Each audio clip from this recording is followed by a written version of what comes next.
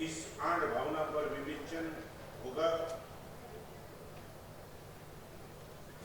भगवान शंखेश्वर पार्श्वनाथ की यहाँ जो प्रतिमा जैसे लगता ही नहीं कि हम बॉम्बे में है, पार्श्वनाथ भगवान के सानिध्य में बैठे, ऐसा ही लगता है। और ऐसे माहौल को लेकर के साध्वी जी भगवान राजरत्ना श्री वर्तमान तक की 100 ओली आप कंटिन्यूस करो तो 14 साल का करीबन आइंबिल होता है। जैसे ही पता चला साहित्य सत्कार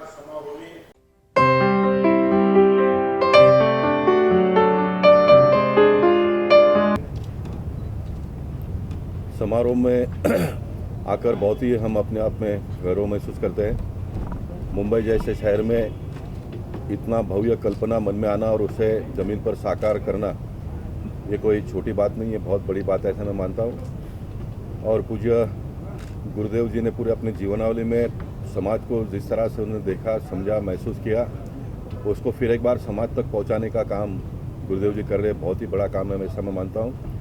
पूरा जीवन समाज के लिए समर्पण करना, 300 पुस्तक लिखना, इतना सारा करते हुए मैं मानता हूँ कि ये कल्पना के बाहर की बात है।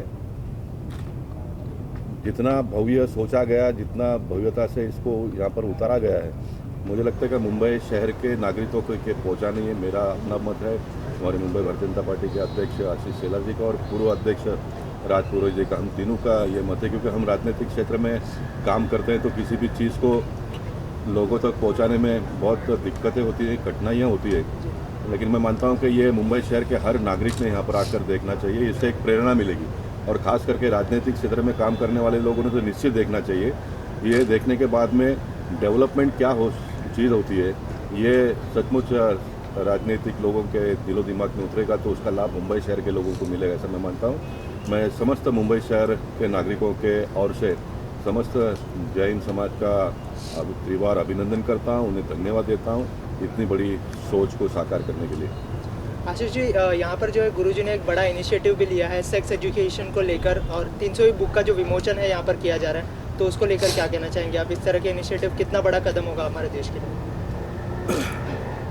मुझे लगता है परम पूज्य गुरुदेव जी का संदेश ये जीवन मूल्यों की सुरक्षा और रक्षा का है।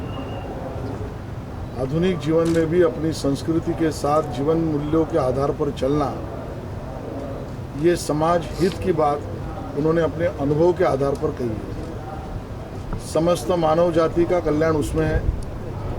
और मैं अगर ये कहूँ तो भी शायद गलत न होगा, आधुनिक दुनिया के संत ज्ञानेश्वर इस प्रकार का कार्य परम पूज्य गुरुदेव जी ने किया है, लिखा है। क्योंकि 300 पुस्तकें लिखना और उस आधार पर लिखना जो आज के आने वाले पीढ़ी को भी दिशा दर्शन दे, और उसके लिए जो कष्ट, जिस प्रकार से कठोर जीवन जीने के बाद करना, ये अद्भुत है। और इसके लिए इस जीवन मूल्यों का अपने आप में ढा लेना, यही आवश्यकता है, ऐसा हमें लगता है। सर, आप क्या कहना चाहेंगे? एक मिनट तुम ले लो।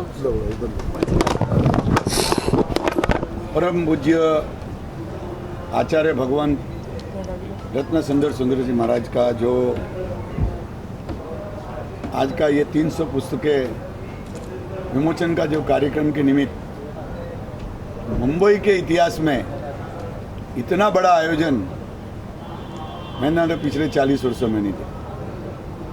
मुंबई की जनता का भाग्य है कि इतना सुंदर पवित्र आयोजन इस मुंबई की धरती पर हो रहा है, और उनकी तपस्या का लाभ, उनके ज्ञान का लाभ, उनकी बुद्धि का लाभ मुंबई के नागरिकों को मिल रहा है। मैं यही आपके माध्यम से अपील करना चाहूँगा धर्म में मानने वाले सभी भाई बहनों को कि जो गुरुदेव ने अपनी पुस्तकों के माध्यम से जो बातें रखी है उनको अपने अंदर उतारे।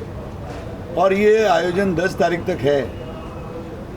बड़ी से बड़ी संख्या में आकर गुरुदेव के दर्शन करें। मेरा आशीष जी भाग्य था कि मैं 15 मिनट सुना हूँ, मैं आत्मविभोर हो गया हूँ। विद्वान देखे, पर ये तो विद्वानों के ऊपर भी विद्वान है।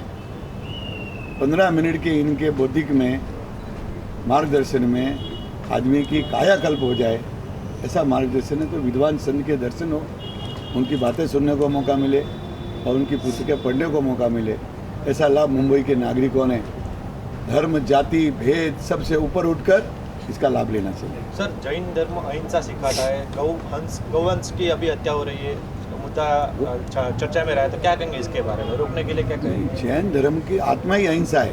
बिल्कुल।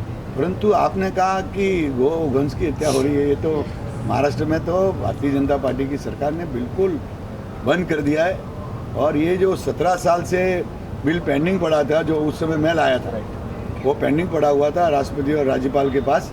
हमारी देवेंद्र फडणवीस सरकार ने आते ही पहला काम किया कि उस बिल को पास किया और लागू किया। और केंद्र में भी भारतीय जनता पार्टी की माननीय नरेंद्र मोदी जी की जो सरकार है, वो गौरक्षा के लिए कटिबद्ध है।